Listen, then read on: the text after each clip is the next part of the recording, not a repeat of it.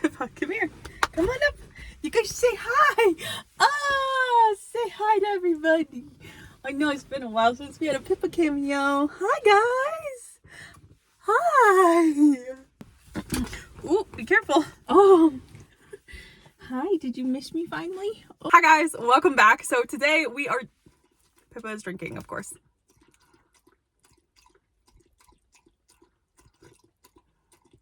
You good? Okay.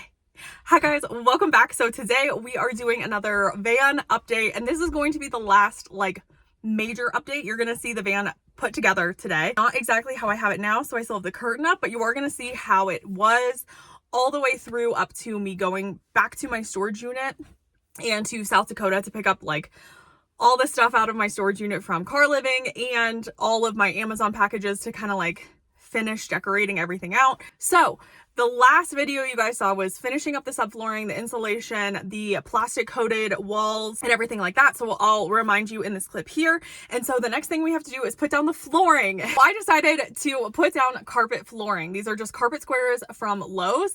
I actually was looking for rolled vinyl when we could not find the rolled vinyl in Lowe's for some reason. They didn't have the sheets that you could just cut to whatever size you need. Right there where the rolled vinyl should have been were these carpet squares, and they say pet proof, spill proof, all of this stuff on it. I said, hey, let's just try it. So honestly, these went in so fast and so easy. They already had the adhesive on the back. We didn't use any additional adhesive, and I have been using them now for probably 2 months since we put them in, and they have held up great. Nothing is peeling at any corners, anything like that. I obviously have to vacuum a ton because of the dog and because of, nature out there, but you have to sweep pretty much 3 times a day anyways, and no matter what rig you use. So I'm not actually that mad about the carpet. Plus with the carpet, it keeps it a little bit warmer in here. I can be a little bit of a floor person because I don't have a high roof and I can't stand up in here, and I haven't installed a swivel seat yet. I really have nowhere to sit that isn't outside or in bed. And so I find myself sitting a lot on the floor now that I have the carpet. Plus Pippa being older, if you guys don't remember, she is 11. So she is fully a senior dog at this point. So jumping up on things gets a little hard. So having the carpet has made it so much nicer for her to jump in and out of the seats and to jump up on the bed in the back without having to, worry about slipping when she's jumping up or down. So all in all, for me, I think it is a great choice. So with that, the carpet went in. We carpeted then the wheel wells to help insulate them just a little bit. The next part is the exciting part, is putting my freaking toilet back in here. I had the toilet outside the majority of the time because we've been working on the van, so having the toilet in here and taking it out and taking it out, it just was too much of a hassle. So we've had it outside, and so it completely negates the experience of being able to get up and pee in the middle of the night without using my pee cup to have the toilet. So we're putting the toilet back in, and I have a Nature's Head composting toilet that you guys saw me put in my travel trailer, and we are putting it in the van right behind this seat. I chose that because I have these curtains, so I can just throw the curtain and really quick get back there. It actually works out super well, even though it feels like it's so in the way of everything. It's far enough away from the bed so you can't, you're not feeling like you're sleeping right next to the toilet. And my fridge and stuff is obviously close by, but you're living in a van. Your toilet is going to be in your kitchen every damn time, or it's going to be under your bed. So I didn't want it under my bed because it's too tall. And so I put it right behind the seat. But because it's in a van in such a small space, if you don't know, the Nature's Head toilets have to have an airflow intake, and then it has a fan to where it runs that air then back outside to vent it. So then your compost is constantly getting air so it doesn't get too wet. It's a very, very, very, very low wattage fan. So I just have it plugged into the van's 12 volt because the one in the back actually stays on. When I turn the car off, it stays on all the time. So I have that plugged into the car at all times, and it just runs. I also then have a 7-watt panel I got from Harbor Freight, and I plug it into then the cigarette lighter in the front up in the driver's seat where I'm sitting, and I put that on the windshield, so that little bit of a 7-watt trickle charger then charges the car battery when I'm sitting, when I'm not running the car, doing errands and things like that. Offset the toilet fan, basically. I decided to have both the intake and the vent hose both go outside. So I have both hoses going to the underneath of the van. So it is pulling fresh air in from outside, and it is pushing the air out from the composting toilet outside. And I did that because I want my toilet to be as closed of a system as possible inside the van.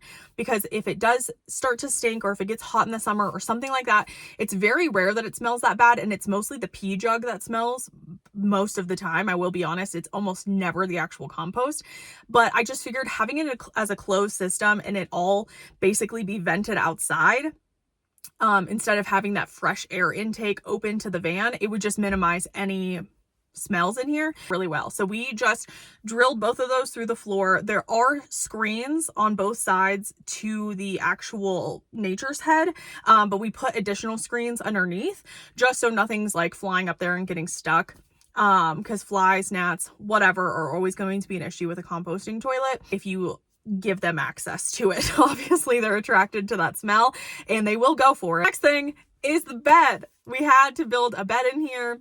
We got a nice jig to be able to drill pocket holes so we could just screw it straight into the subfloor and into those frames that we put in the walls. And we obviously marked out where all that was.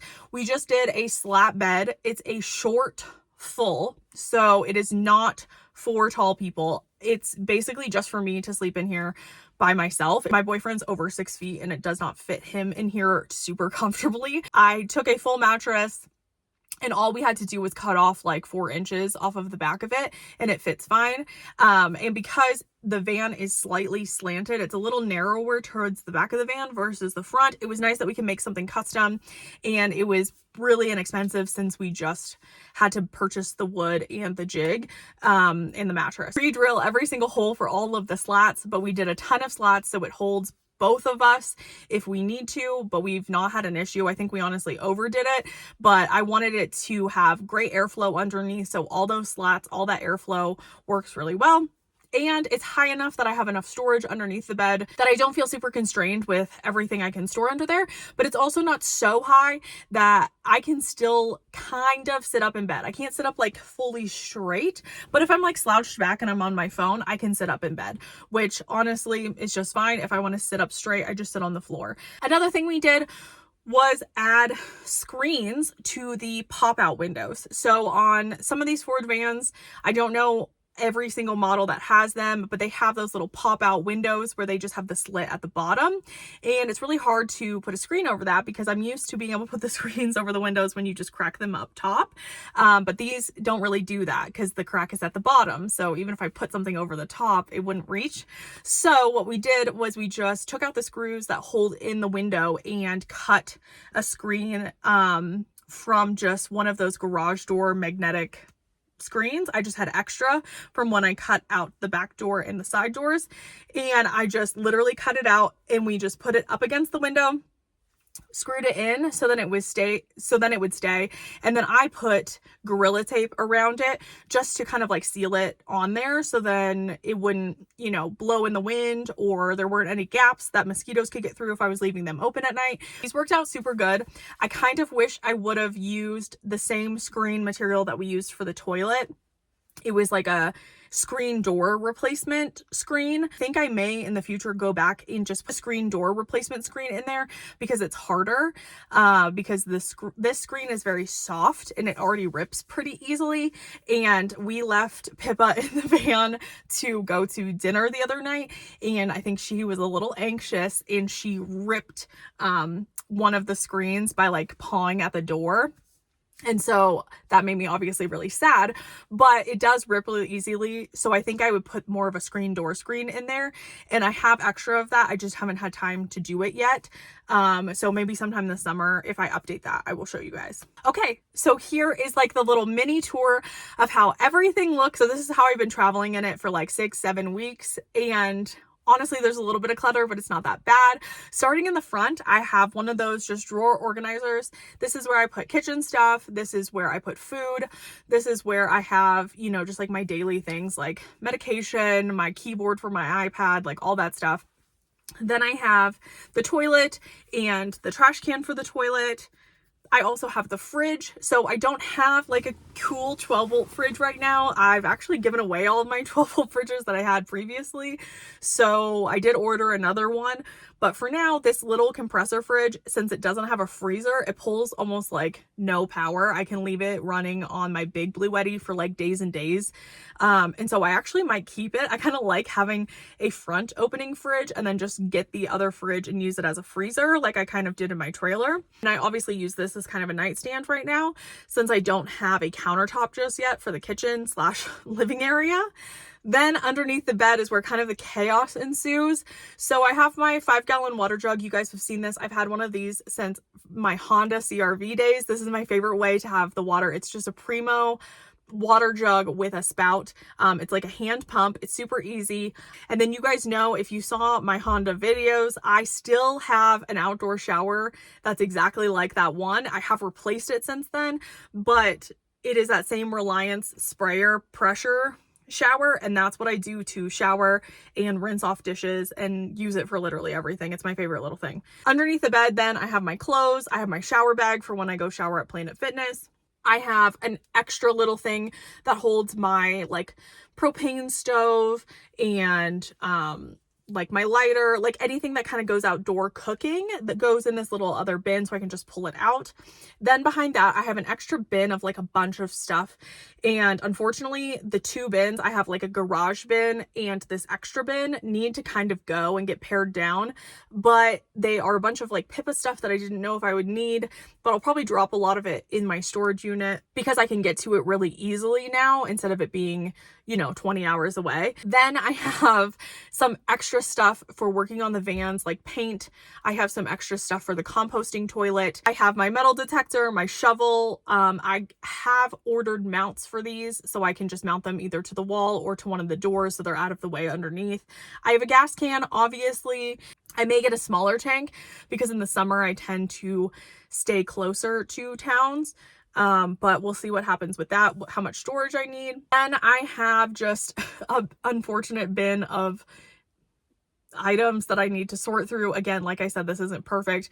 My camp chair, a little rug. I have my vacuum back there. I have my solar panel back there. I have my Bluetti back there. I have my EcoFlow up front, my Bluetti in the back so I can charge both. And then what else is back there? Yeah, and then just my bed. So it's just a bunch of random stuff that needs to just all get pulled out and sorted through. But honestly, shoving it all under the bed didn't affect my life very much while we were traveling because it's not in the way of the floor. So if you are traveling with too much stuff, you are not alone. Most of us are. Yeah, this was kind of the update. This is kind of how everything was. There will be the EcoFlow video on the alternator charger. So if you don't want to get solar, next week. And then I will show you guys like the big jump of an update after I've kind of like not decorated, but kind of like pulled things together a little bit better. After that to kind of show you. I hope you guys enjoyed this little update and I'll see you guys on the next one. Bye.